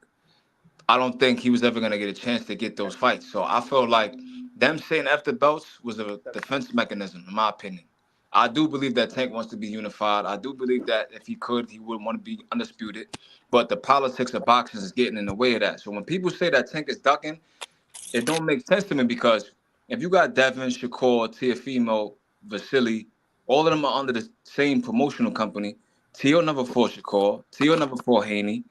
Haney never fought none of these dudes neither Tio besides or Vasily Lomachenko. Shakur. So exactly. So my thing is, if these guys not fighting each other and they're under the same promotional banner, how do you want Tank to override all of that and get a fight going? It doesn't make sense. We've seen it with Adonis and Kovalev. We've seen it with Pacquiao and Mayweather. We've seen it with Mayweather and Oscar. Like these guys got to get out of these contracts and make these fights happen themselves. This is the reason why Mayweather started a promotional company. This is the reason why Oscar got a promotional company because they knew that they weren't going to make these fights if it was up to them. So they had to sue, get out the contract, start their own promotional company, and that's how the fights happen. And if you notice, I don't like when people say, "Well, Ryan wasn't a PBC fighter, or he wasn't a top ranked fighter." You got to understand, right? Oscar and Mayweather have a very, very long business relationship. They did business with the Cotto fight. They did business together with the Oscar fight. They did business with the Ryan fight. So these guys clearly are familiar with each other. If you know, Richard Schaefer used to be the president of Golden Boy, and he went over to PBC. It's just that they maintained that working relationship where it wasn't too much of a bad blood, where the fights could be made. He did business with Canelo and Oscar, so the business relationship is there. Bob Arum is the one that, for some reason, can't see past the forest for the trees. For some reason, he just Exactly. has like a very bad vendetta towards Al Heyman and PBC, even if it comes to making a big mega fight. And that's just my Because look so I what's the common denominator? Everybody who is a promoter primarily came from Top Rank. De La Hoya, Mayweather. At one point, Al was dealing with before he dealt with De La Hoya. He was dealing with Bob Arum not in the same position that he's in now. So everybody has left Bob. So Bob does, in my opinion, have a degree of stubbornness and bitterness. You know, he has problems with dealing with Mayweather. He has problems dealing with De La Hoya. He took Al Heyman and De La Hoya to court twice. Bob gets So, sued by everybody. Like it's always an issue with yeah. Bob. So it's a whole bunch of stuff that's hardened Bob and made Bob this dude is crazy. to operate the way that he does.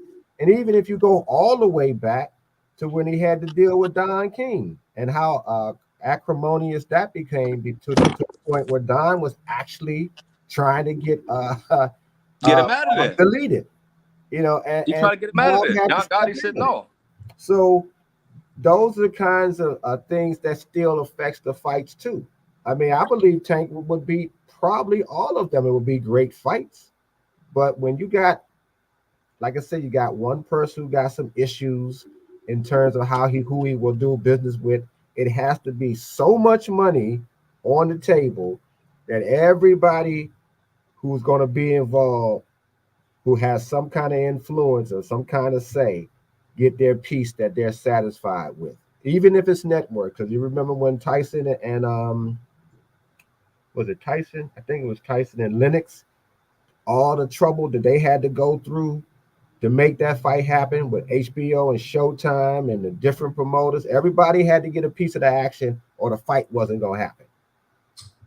So the same thing is this now. It's just worse. Yeah. So okay. Yeah. So I mean, I have a bunch of points to run through. So yeah. So with this again, the reason why I'm bringing up this topic is pretty much because of I don't like when people are saying other boxers are ducking Tank or Tank is ducking other boxers. I don't think they are. I just think it's the business of boxing pretty much, right?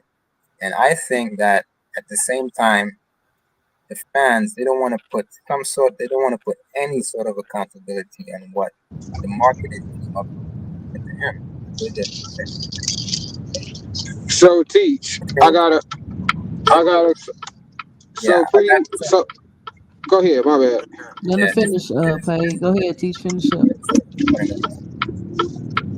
so again, when we talk about the opponent's Tank as sport, to me, we can mention that okay, Leo Santa Cruz was a good name, right? But at the same time, you could say, hey, Tank was always the bigger guy because when Tank was at 130, Leo was at 126. Tank moved up Was to Leo Santa Cruz not a champion at 130? but listen, when Tank was at 130, Leo was at Let me 126. ask you a question, Teach. Tank, I gotta finish this, man. Go ahead, bro. Yeah. Don't get excited. Go ahead. Tank moved to 135 and Leo moved to 130. That was their first fight moving up a weight class. Tank moved back down to 130. This is their Sonic Cruz, which was Leo's second time at the weight class. Leo is a prominent guy because he moved up, became champion multiple divisions, right? So that was a good fight for Tank, but at the same time, Tank was always a bigger guy. Um, and I mean, he had like his contemporary at 135 was pretty much bigger than Leo Santa Cruz. And then we could talk about pretty much the business side of boxing, pretty much what mm, his management said, right? So Leonard Ellaby, he comes out saying they have to build Tank into a pay-per-view star, right? He's always saying Tank is the A side, that he doesn't need anybody else. He's saying that they control the narrative pretty much because they're the A side, right? So that means they're pretty much moving him in a strategic way, right? Um, Financial gain, right? It's all about financial gain with Tank. They want like lucrative fights, but avoid toughest challenge at the same time. And then he's always talking about how these fights take time. And we see how that pretty much turned out. This fight takes time. Devin Haney's now at 140. Tio is now at 140. Lomachenko is pretty much at the tail end of his career. Dude said that he wanted to retire, right? So the timing is important, but they are just choosing the wrong time. Try and find the toughest opponents to attack, right? We've seen for They're many, choosing the wrong time to find the toughest yeah, opponents to tank. Okay, go ahead. I listen, just want to clarify. That's what you yeah, said. because I said it. Devin Haney moved up, Tio moved up, and Loma is at the tail end of his career. The only person there is Shakur Stevenson right now, right? And then we talk about again being in that same weight class for many years, man. Like I've heard Devin repeatedly call this guy out. I can't hear you, teach. So I've heard Devin Haney repeatedly call Tank out. I've heard Tio repeatedly call Yo, Teach, you sound far, bro. You sound far, Teach. I'm not clear. You clear now. You clear now.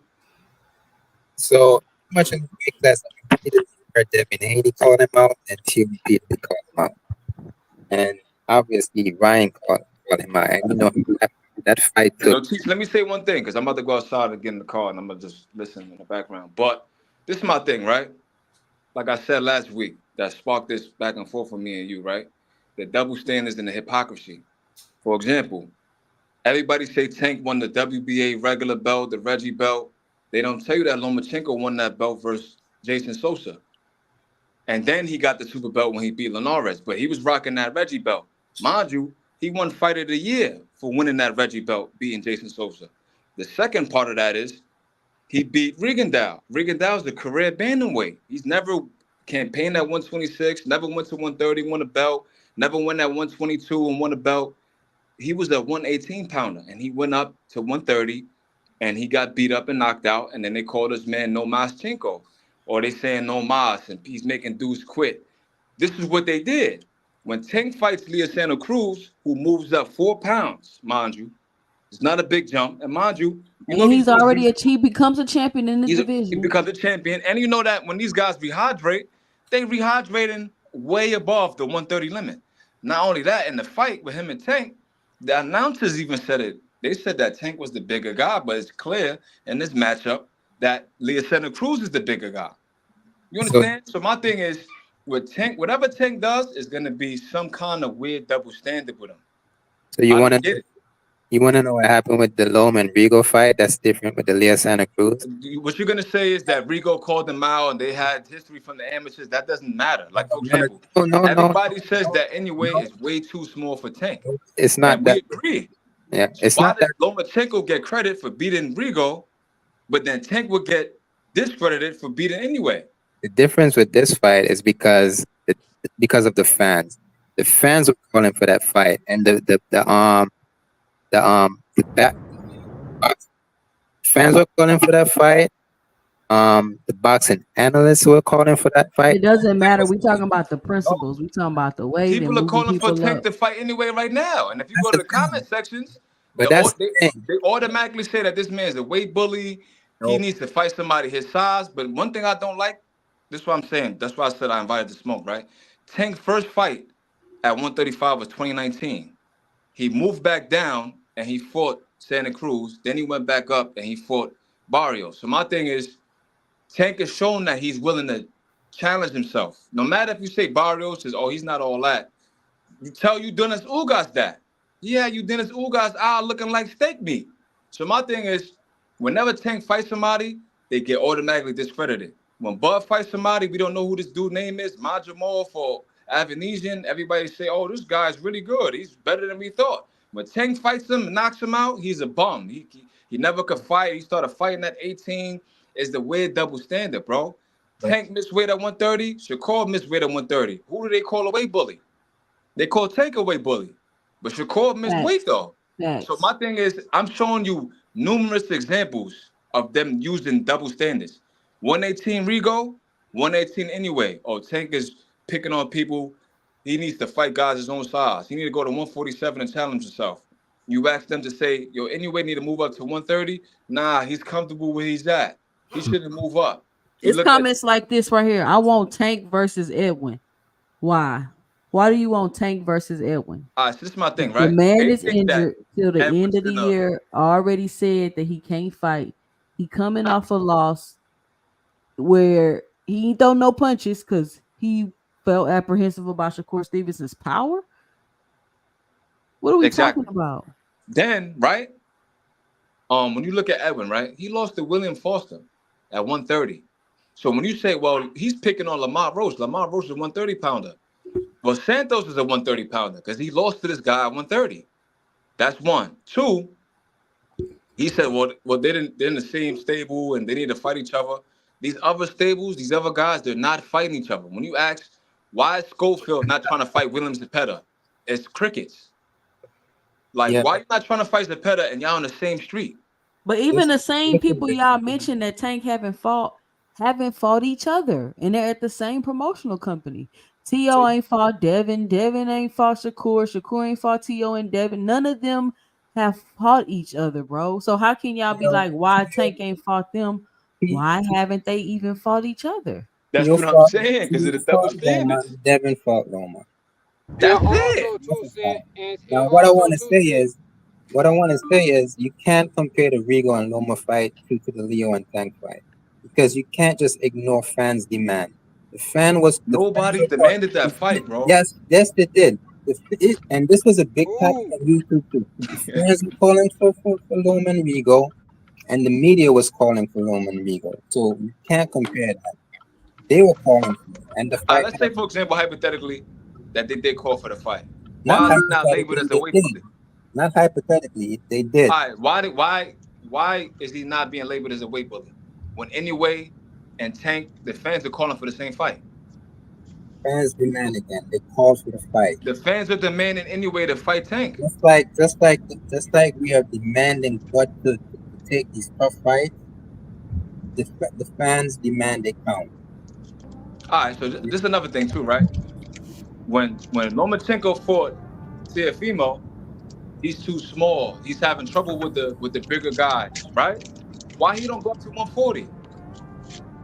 Right? Why Lomachenko don't go challenge himself? Why he's getting credit for saying that he's falling out of love with the sport? He wants to retire. Nobody's calling this dude a coward. Nobody's saying he's ducking smoke. They giving him a farewell tour. So this is my thing, right? If you're gonna hate Tank or hate on Tank, let the criticism be valid. Like Nobody, back then, I could say that They just making when up stuff. That's why it nobody, sounds crazy. Yeah. nobody's hating on Tank. Exactly, and that be my The only issue issue is because oh, I heard the if we music is look about to at go. the issue can we is that two cent, hey Go two ahead, cent, Payton for. yeah, my thing be this like we'll see fighters that become free, like Shakur was just free, and they'll go across the street and start hollering that somebody is ducking. But it's like if you wanted could have went and got the fight, why not go and get the fight that you want? Like I don't understand that. But then y'all want to try to make the A side take all this, like go after these fights and stuff like that when these people are free and they can go to the fight themselves. Like I don't understand that, bro. Tank is at a position, right, Don't go where across he's the street calling people out. Tank is in a NHA too. Nobody's demanding Bud versus Canelo, bro. Like seriously, nobody's demanding that fight. It Tank. got brought up and people was like, "Oh, that'll be cool," but nobody's demanding that fight. You stop it, NHA. What you laughing at, Mr. Greg? Because nobody is calling for the fight. They just be making I up mean, anything. Nobody's I'm a demanding that Crawford fight. fan, and I'm not even calling for the Canelo fight. But Tank is in a position where he's being called the face of boxing. And he's at the point in his career where he's supposed to be calling for these tough names. We've heard Tank in the media say he's not calling for these names. He's taking the fights that his management is giving him and he's picking from that list. So what we're asking Bud to do, what we're asking Neville, we need Tank to do that, right? And that's the point. Nobody's ducking Tank. So I don't want his fans to continuously be saying people are ducking Tank when they have. It's the business and the way his management is moving. That's So Loma didn't just duck Tank. You wouldn't classify it as a duck. hey Loma. You could say Loma ducked Tank, but the timing is totally bad for that fight. Like Why? I think it's a good fight, but when you consider what other people are thinking, Loma is at the tail end of his career. He's about to retire, and now they're asking for that fight. So was the better, but the Turbiev Bivol fight terrible timing too? That fight is terrible timing because that fight could have happened earlier, but there was also, um, business that pretty much stopped that fight from happening. You could talk about the WBC not trying to sanction it, like, better be Russia and all that stuff because of the war. That fight should have happened earlier. It didn't. He got it. But what I'm not understanding is you keep saying Tank should make these fights. I mean, but what do you want Tank to do? Like he cannot make these guys fight. He cannot put a gun to their head, Say sign this contract and get in the ring with me. He Again, cannot make these guys fight. again, 2 cents. These guys, they have been calling Tank out. So What does that? That's irrelevant. they want to fight, right? So it's up to Tank to try and make that happen, right? He has the power to make that fight. Have his management reach out to these people to get something started, right? That's all there is to it. Like, That's not all there No, is it's to it, not. though. No, it's not. listen, Chief. That's listen, No, it's not all there is to it. business is involved as well, but it can be done. We saw it done with Ryan Garcia and Connect. But what did Ryan Garcia have to do? Just telling you that the fight can be made. Ryan Garcia had to do a lot to make that fight. They wasn't just like, let's make the fight. It's He not had to only get Ryan different Garcia. lawyers. He had to piss off his promotional It's not only company. Ryan Somebody need to Garcia mute. He because had to do Ryan a whole lot Garcia of stuff. because initially Ryan Garcia also blamed this fight for not making the fight happen sooner. He said that. He So blame who? Ryan Garcia also blamed their side, Tank side, for not making the fight happen earlier, right? So it goes both ways.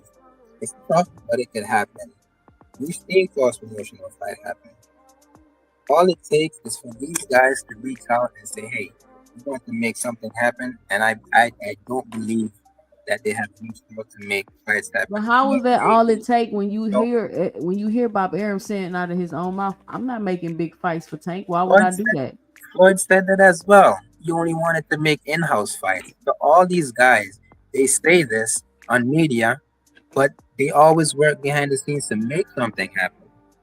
You've seen cross promotional fights with the PBC and Top Rank. Yeah, but So that's you can't few say and far between, and those are big fights. You act like it happens all the time, and Tank is just deciding not to make it happen. No, but those let are me those are extreme circumstances when those fights like that are being made. Come but on, Teach. let me ask you a question. Do you think any of these boxers are ducking Tank?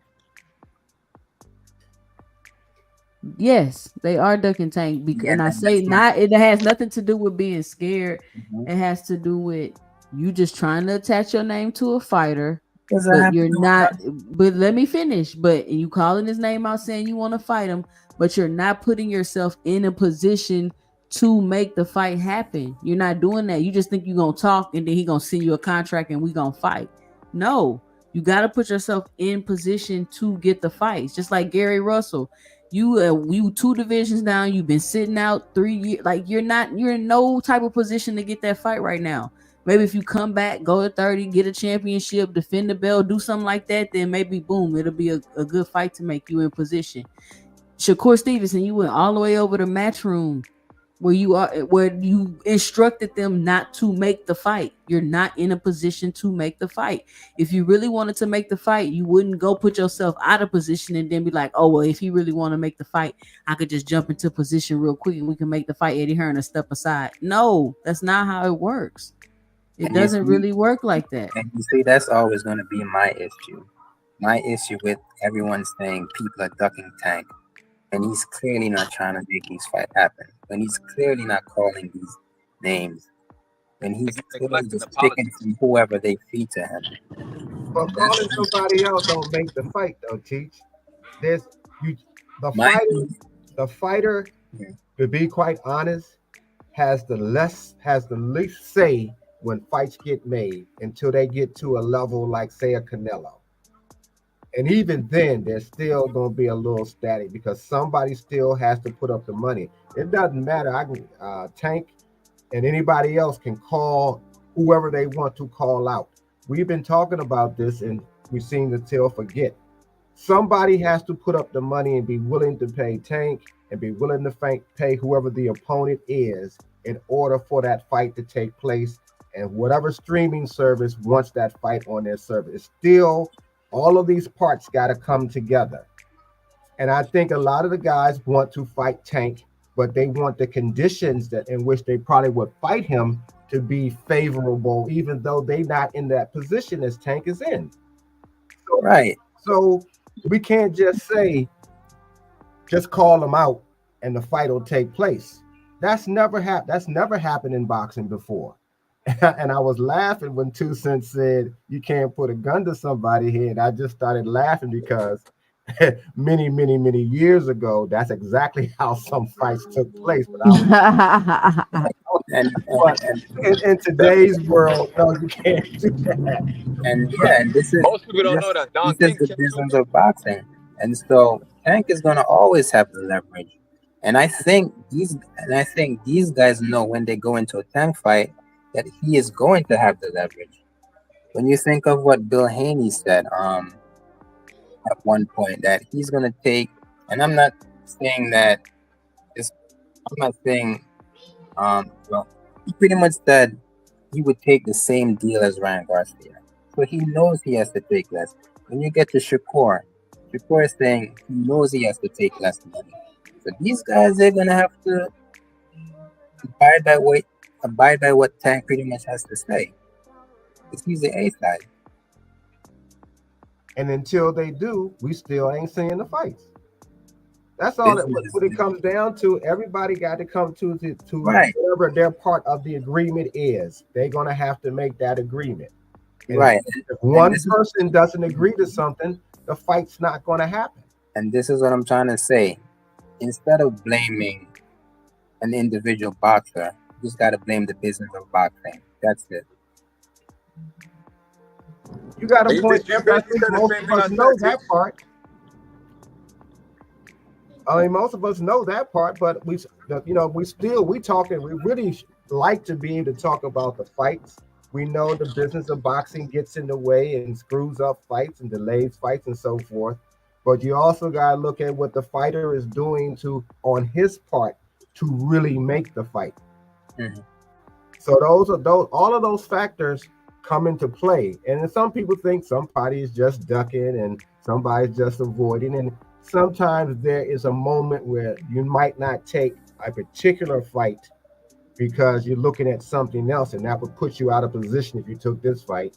And I'm sure just like the fight we saw last night, some people are out of position now because of what happened to Tim Zoo. I think Tim Zoo was negotiating with Crawford for the fight, and now that's not happening.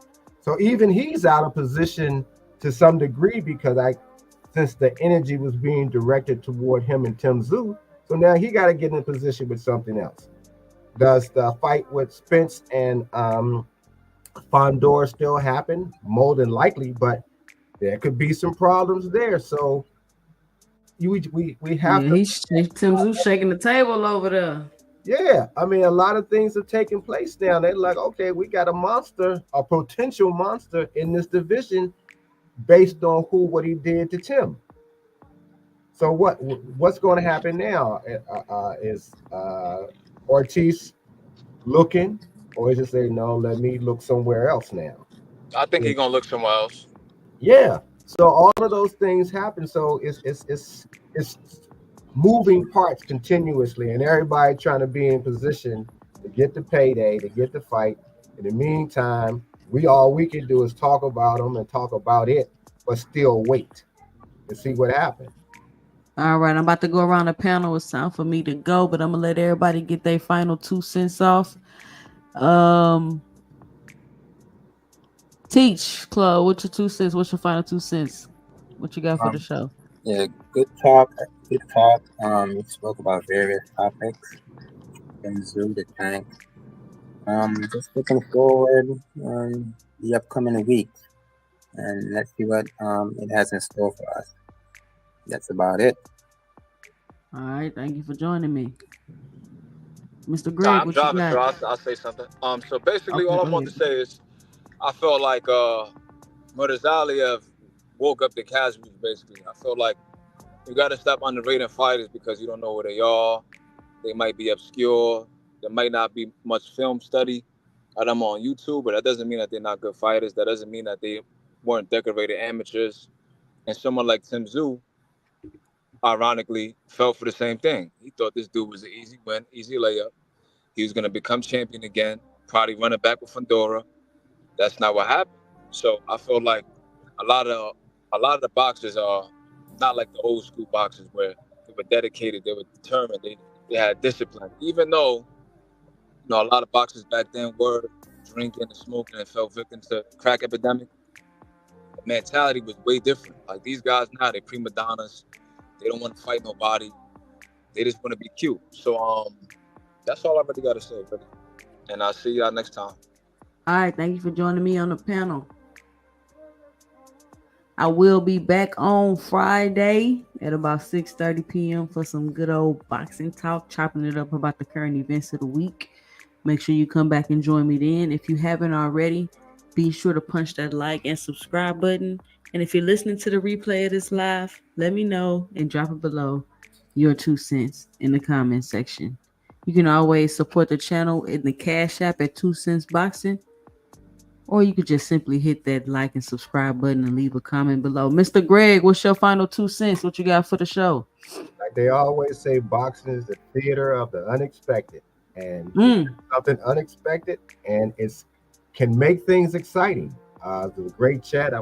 Thank you for letting me come on and hearing what everybody had to say and so forth. And I hope in the months to come, this is the final quarter of this year, that we see at least 2 or 3 really good and possibly unexpected wins by somebody to make it more interesting, because I'm sick of talking about the guys who still not fighting. We'll eventually see them, but this is what we like to see. I think last night even though it was a great free card, that was great in itself, and we saw something that we didn't expect it, and it was really worth talking about. So I hope we have more of those going down the road. So you really enjoyed the free card? I did. I did. I hear a lot of people saying they enjoyed it. Yeah, all 3 of the fights were pretty decent fights to me. I mean, they were worth watching. They were somewhat compelling, and that's what we want to see.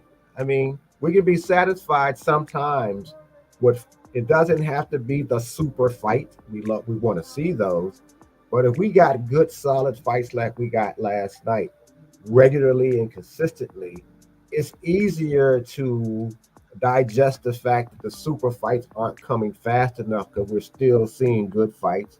We're not robbed, by paying for them, because we get some free ones, and things could be well. I hope it'll build up the paid ones more, because it's like, oh, this is what we've been watching for free. When you pay for it, it's gonna be. Yeah, you really want to see something. This better be a barn burner, because the last fight. I mean, whatever comes next. As a matter of fact, whatever comes next, in some kind of way, you may compare it to this last card that we just saw. Yep. So, yeah, but again, thanks for letting me come on. I always enjoy talking to you and everybody else, and I guess we will see you. Now, will you be live Friday, or you're just going to just drop information on what's? I'll be live Friday at about 6:30. Okay. Well, we'll see you then. All right, Mr. Greg, thank you for joining me up here on the panel. Thank everybody for joining me tonight here on 2 Cents Boxing. I appreciate your time coming to chat with me tonight. I think we ran up the numbers tonight. I think I might have had my highest numbers in the chat. Shout out to me. No, shout out to you guys. We had about 41 people in the chat. I believe that is the highest number. I think we might have got up to 49, maybe 50. That's the highest number we've had in the chat so far. So give yourselves a hand. But thank everybody, seriously, for joining me. We had a great conversation tonight. Tank Davis. Timmy got destroyed. Now everybody's saying Tank is not a champion, because when you go on BoxRec, his WB championships aren't there. I mean, situation's getting crazy. It's getting weird. And I'm just going to point it out and give my 2 cents about it. And you're definitely always welcome to come over here and give your 2 cents about the conversation. You don't have to agree. Matter of fact, it's great if you disagree, so you can come and hop on the panel and we can just get a bunch of different people's ideas and opinions up there, and we can go back and forth and chit chat about boxing, and we can debate about each other's opinions. But anyway, I want to thank everybody for joining me. I appreciate it. Hope everybody have a good night. Make sure you check out my videos that I drop throughout the week. Please watch those videos, so when we hop on here, we can be able to have a discussion and we can open the conversation back. But I'm Jay. Stay tuned for my 2 cents in the next live.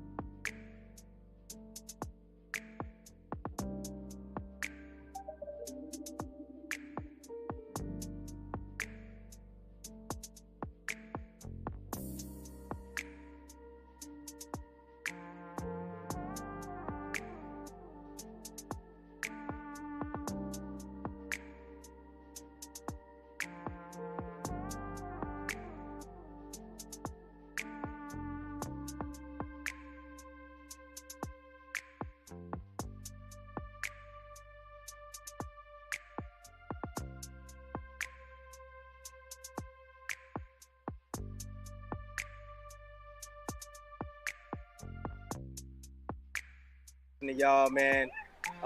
2 cents be on point. She be on point, bro. Appreciate On it. point. Nah, for real. Appreciate We it. talking facts. Like you was the first one to say it.